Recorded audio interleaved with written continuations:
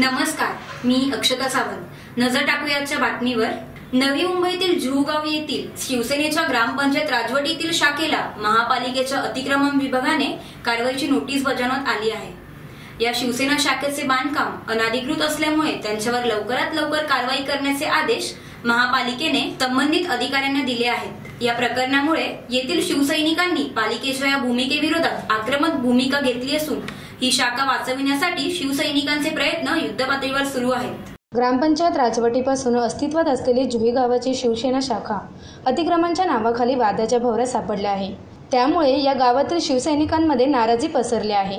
एकेकाळी माजी पालकमंत्री गणेश नाईक शिवसेनेत असताना या शाखेत शिवसैनिकांनी अनेक उपक्रम राबवून ही शाखा संपूर्ण नवी मुंबईत नावारूपाला आली होती। शिवसेनेची सत्ता गेल्यानंतर गणेश नाईक यांनी राष्ट्रवादीच्या घड्याळ हाती बांधून घेतल्यानंतर या शाखेत अनेक नाईक समर्थकांनी वर्दळ कमी होऊ लागली। त्यानंतर जुही गावातील रवींद्र पाटील यांनी शिवसेनेची सूत्र हाती घेतली। त्यानंतर रवींद्र पाटील विभाग प्रमुख झाल्यानंतर त्यांचे बंधू संजय पाटील हे शिवसेनेचे खंदे कार्यकर्ते म्हणून त्यांनी ही शाखा आजपर्यंत सुरू ठेवली आहे। या शाखेची देखभाल आणि शाखेच्या मालमत्तेची घरपट्टी आणि इतर आवश्यक बाबी संजय पाटील यांच्या नावे आहे, असे त्यांनी सांगितले। आम्हाला पालिकेला किंवा सिडकोला असं सांगितलं आहे की आमची 1986 साली आम्ही शाखेचं भूमिपूजन केलं आणि 87ला पूर्ण केली। त्याच्यानंतर आम्ही आत्तापर्यंत पालिकेकडे वारंवार आम्ही टॅक्स ऑथॉरिटी सुद्धा वारंवार त्यांच्याकडे अर्ज केले। आम्ही ग्रामपंचायतपासून ते महापालिकेचे येईपर्यंत त्यांच्याकडे आमची नोंद आहे काही शिवसेना शाखा ही 91-92ला ही त्यांच्या रजिस्टरला नोंद आहे पालिकेच्या। आणि जर पालिकेचा किंवा सिडकोचं असं म्हणणं असेल की जर 2015 सालची जर घरं अधिकृत करायची असेल, झोपड्या जर अधिकृत करायच्या असतील आणि जर शिवसेना शाखा जर 86 आणि 87 जर बांधलेली असेल तर ते पाराचे निर्णय घेत असेल तर हे एकदम चुकीचं आहे। दुसरं म्हणजे ही आमच्या स्वतःच्या मालकी जागा आहे।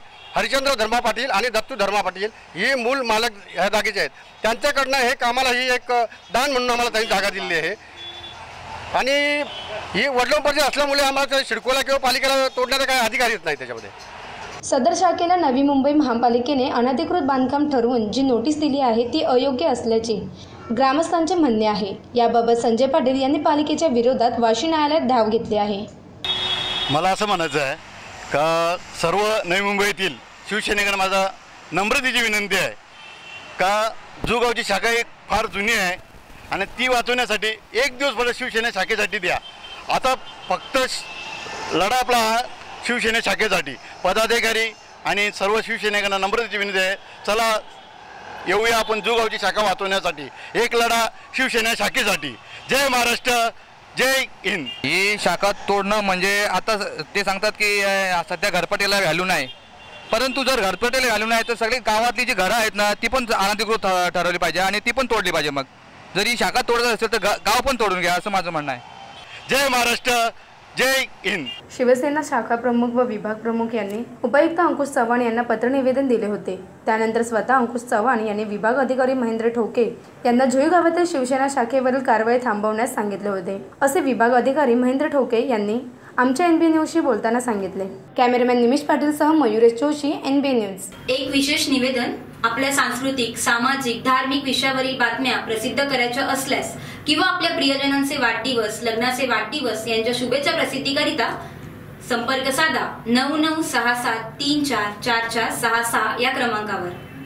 नवीन उद्योग उद्घाटन सोहळा जाहिरातींसाठी व विविध सांस्कृतिक कार्यक्रमांच्या जाहिरातीसाठी संपर्क साधा 9967344466 या क्रमांकावर।